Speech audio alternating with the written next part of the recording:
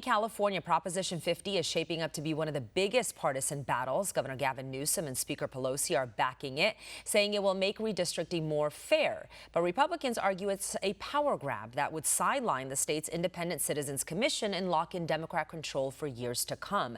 Joining us live to explain what's really at stake, Elizabeth Barcohana, California GOP delegate and attorney. Elizabeth, good to see you. Let's start with the basics. What exactly would Prop 50 do, and why are Republicans calling it a partisan power grab? This is big. Yes, it is big. This is one of our biggest special elections in California's history, and it's going to completely change the trajectory that the state is on for a lot of reasons. First of all, when they say that it's going to make things more fair, it depends on what your definition of fair is. This is not going to affect just Republicans. It's going to affect every voter in a couple of ways. First of all, it's going to eliminate the work of our Independent Citizens Commission, which is a group of normal people, citizens, not politicians, that is made up of an equal number of Democrats, Republicans, and independents. And they draw the maps in public hearings after taking thousands of hours of public comment at great expense to the taxpayer, by the way. And these maps are drawn fairly because they do not take partisanship into account. And the result of that is California has the most competitive congressional districts in the state, which means that in those districts that could go either way, it could be won by a Democrat or a Republican, the politicians running for those seats are more accountable to the voters, and they tend to be closer to the center.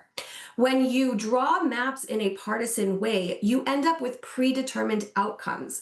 And a predetermined outcome makes the politician sitting in that seat less accountable to the voter because they know that their reelection is secure.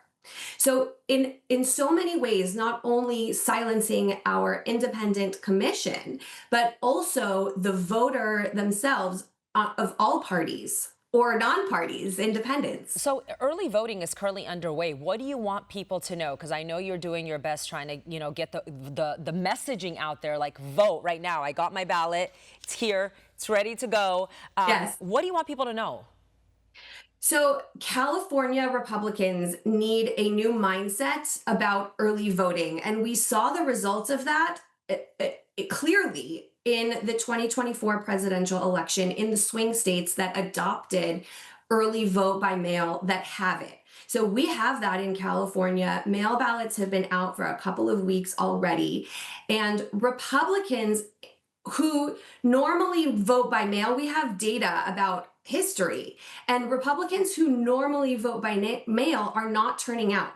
That means that the Republicans who normally don't vote by mail need to make a change, not only to make up for the Republicans who are not voting in this special election, but because we cannot catch up to the yes on 50 voters if we're waiting until election day or the 10 days of early voting that we have in California. Elizabeth, when I on gotta Prop 50, ask you though, what does this do to the amount of seats that will take away from the Republicans?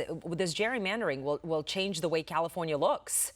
The intention is to eliminate 5 Republican seats, but it's not only Republican seats that are getting affected. There are 4 vulnerable Democrats. One of them is a squad member. His name is David Min from Orange County. He took Katie Porter's open seat. And he is responsible for the law in California, by the way, that prohibited requesting voter ID.